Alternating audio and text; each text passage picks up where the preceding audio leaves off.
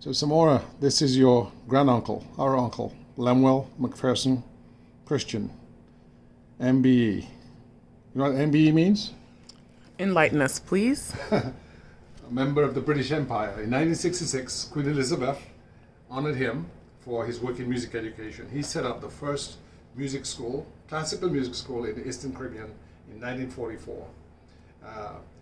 He was very close to us because I take a trumpet out. I'll take the mouthpiece.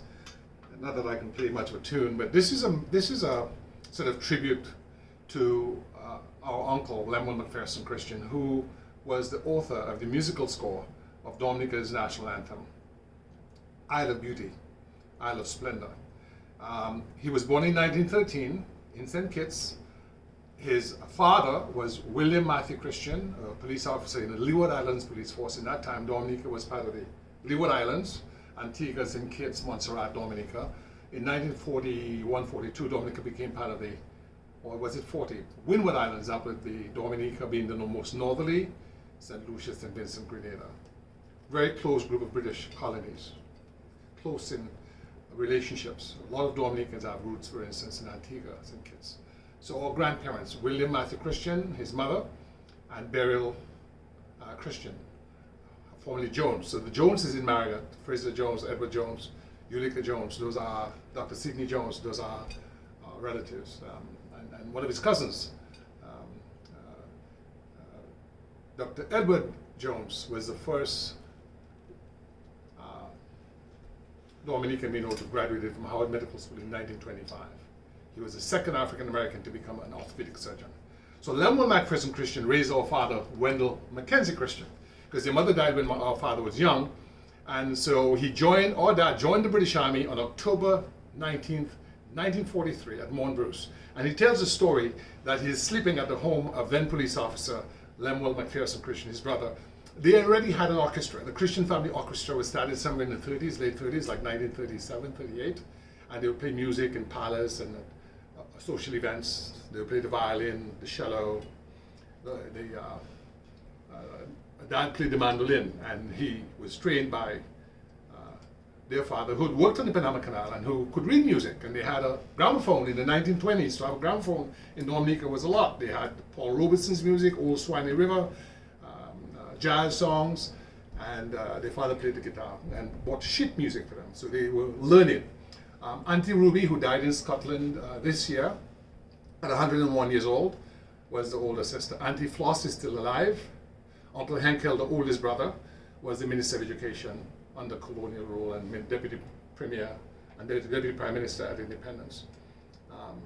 So Uncle Lemuel had a music school, and he also had a commercial class. He taught typing and secretarial studies, and he was the agent for LCC, London Chamber of Commerce exams. So there are two sets of exams we had in Dominica during my time.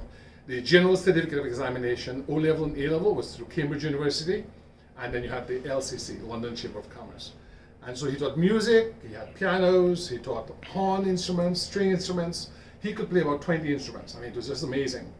And he was a classical composer. And he was married to the first Kalinago woman, of course, we call her anti-Arab. Her children, Purcell, Handel, Palestrina, Paganini, and Verdi. They all had classical names. We remember him. And so when I became a cadet in 1972 at the grammar school, in a year or two, we started the cadet band under Lieutenant Barnaby. So our dad, being a musician in the orchestra at that time, was a firefighter, fire officer in Roseau, sent me to the music school. I'd been going to the music school just to visit Uncle as his nephew all my life, but I'd never attended the school. I think Wells ever gone to do guitar. I think Lawson may have gone to do guitar. So when Uncle was a very strict guy. Gustave Larocque, who used to be the Boys in the Orchestra, who lives not far from here with Rose Gaines, said that he went to learn music there too, and he would beat even grown people, rap you in your knuckles. So he told me to blow a tune.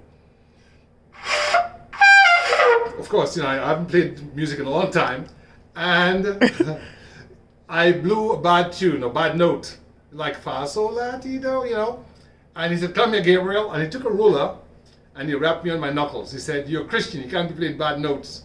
So I was in grammar school already. I was a cadet. I didn't know what anybody rapping me on my knuckles, and I felt really stink because there were people around looking. People from the convent high school, SMA, students in the afternoon. And by the way, when you came to the school in the afternoon after 1 o'clock, after lunch, let's say 2, you had to come in your uniform. He always wore a white shirt, a black tie, black pants. Even where the school was out of his home, he was always dressed for success. So he rapped in my knuckles. I went home with the trumpet. It was his own trumpet, a silver trumpet. And Samora, I must confess, I did not go back. I would go out in the afternoon as if I was going with this, because Daddy and so on, and I'd be going to the gardens and goofing off. And Carnival was coming, and Francis Richards and his brothers had a band, and they hired us to play in a band in Roseau, and I was the trumpeter. But I was not allowed to go to Carnival in the morning for Juve, only in the daytime.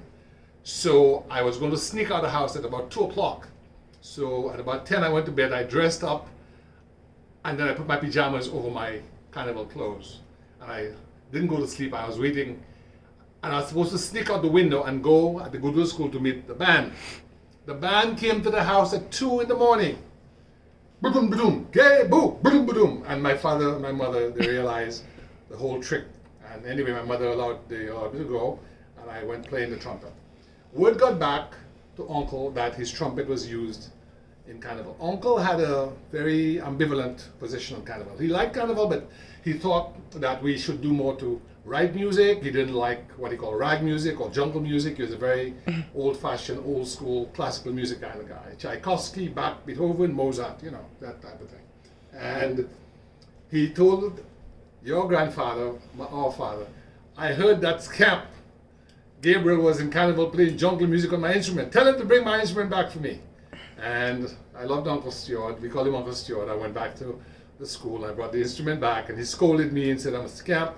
I'm letting down the side. I'm not coming to the music lessons, and so on and so on. But he always loved me, and when we did our first book, myself and Irvin Andre, he sent me a very nice letter. He was very proud of me. And he died 20 years ago this past June. In fact, Rosie Douglas. I attended 2 funerals of Rosie Douglas before his own. One in New York, one in Washington area of Cecilia Green, the mother of Donnie Green and Dave Green, and Francis Green, Dr. Francis Green, and then Uncle's funeral in June, and then Rosie died in October. So this 20th anniversary of the death of the author of Dominica's the musical score to Dominica's national anthem, I remember the Christian Family Orchestra of the 1930s, made up of Ruby Christian, Henkel Christian. I don't think Auntie Floss played, Wendell Christian, I think Uncle Clement played. I remember the Christian musical class, which graduated quite a few students in secretarial sciences and commercial studies and music. And I also remember our cousin Purcell, who has continued, and our cousins in England, like Palestrina, who've continued the tradition of musical arts. And Purcell has continued to school with his daughter Leanne. They played the violin at Daddy's funeral. Wonderful wife Mavis. And of course, cousin Pearl, Auntie Pearl, our cousin, very beautiful, very beloved. She has continued with the Cicero Singers, the tradition of the Christian family in the world of music. I must confess I've forgotten most of the music that I was taught. I don't practice, although this was used by McCronin. So this is one of the trumpets of the 30-person marching band that we bought for the Cadet Corps, to revive the Cadet Corps when Rosie Douglas was Prime Minister. And we kept this one. So Rosie had this one. And you, Sam, as a 5-year-old girl, you're about 5 years, you blew a note or two on this for him when you was in the basement. There's a picture that Carl John Baptist took of Rosie's visit here with us. So this is in memory of Uncle Stuart, and we call him Uncle Stuart. Lemuel Mcpherson Christian, MBE, MSA, and Golden Drum Award, someone who did a lot for Dominican culture and music, and was a very disciplined person, and who raised our father. That's why he was so close to us. So we'd always go to him on Sundays, well, not off every Sunday, but maybe once or twice a month we visit. And that's why I first had Ritz crackers. So Auntie Ara would feed us with Ritz crackers and Fanta, and Juicy and those things, 7-Up. It was a very good time to be at the Christian musical class. On the walls were all the portraits of the famous composers, Tchaikovsky, Beethoven, Bach. He had worked in the gardens as a curator at one point, and you had a case with aphids and beetles and bees and with their scientific names and so on. And he had a little herbarium with different plants that he pressed and their scientific names. And he also had books on evolution and Darwin's, theory of evolution, origin of the species, and National Geographic, books by National Geographic. And he would always be talking about different areas of philosophy with our father. So quite a wise man. So we loved Uncle Stuart and Auntie Arb and our cousin Purcell and Handel. The girls had gone away to England by the time I was maybe 6, 7. So I didn't really know them that much. So remember the Christian musical class and the great memory of Lemuel Mcpherson Christian, 1913-2000. May God bless him.